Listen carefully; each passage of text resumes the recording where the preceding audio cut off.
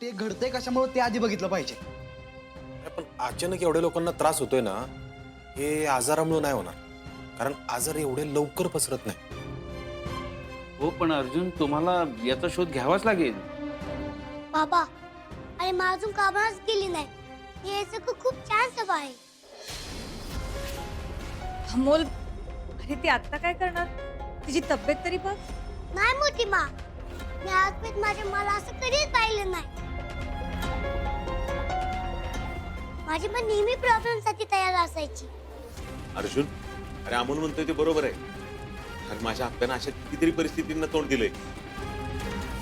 हा पे लवकर जा तिकडं. ज्या कुठल्या लोकांनी हे केलं ना त्यांना चांगला धडा शिकव. ओ कदम अहो, अहो हे सगळं कशामुळे झालंय, त्याच्या मागे कारण काय ते तरी कळू द्या आधी. अरे बाबा, हे सगळं जाणून घ्यायचं असलं तर मला आधी ऑफिसला जायला हवं. आप्या, हे बघ, लोकांना तुझी गरज आहे. तुझी तब्येत महत्वाची आहे हे कळतंय आपल्याला, पण लोकांचे असे जीव जात असताना आपण बघत राहू शकत नाही. तुला काहीतरी केलं पाहिजे.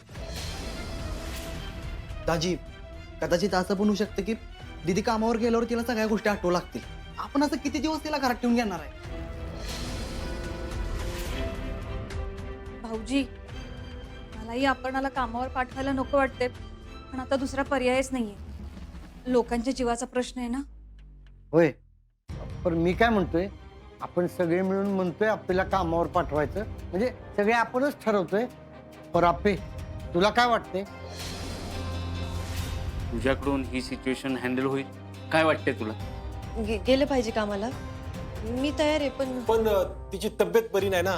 म्हणजे तब्येत ठीक नसताना असं कामावर जाणं म्हणजे रिस्कच आहे ना. तिला घरातल्या गोष्टी आठवत नाहीत, कामावर बस जाणं- अर्जुन, तू कधीपासून असं बोलायला लागलास? अरे मान्य आहे आपल्याला काही गोष्टी आठवत नाहीयेत, पण म्हणून काय ती तिचं तसं विसरलीये का? आणि हे बघ अर्जुन, तिनं आजपर्यंत अशा परिस्थितींना तोंड देतच स्वतःला घडवलंय. अरे यार, हळूहळू परिस्थिती नाजूक होत जाईल, आकडा वाढत जाईल र. अर्जुन, मलाही वाटतं परिस्थिती खूप वाईट आहे. अपर्णाने यात लक्ष घालावं. तसंही मागच्या गोष्टींचा याच्याशी काही संबंधच नाहीये ना. बाबा, मा ब्रेव आहे, हुशार आहे. प्लीज घेऊन जा तिला. दाजी बाप, हे बघा, तुमचं काळजी करणं साहजिक आहे, पण तुम्ही असणारच आहे की तिच्यासोबत. आणि मला पण असं वाटायला लागलं की दीदी आता तयारी दाखवत्या. मग आपण तिला नको अडवायला. अजिबात नाही. पाहिजे तर या प्रकरणात मी स्वतः लक्ष घालतो, पण मी आपल्याला ऑफिसला पाठवणार नाही. अहो दाजी, असं करू नका. धनकोडीच्या शेजारच्या भागात 3 पेशंट सापडलेत आता. मॅडम, काय तोंडे? अर्जुन सर, शहरात वेगळाच गदारोळ माजलाय.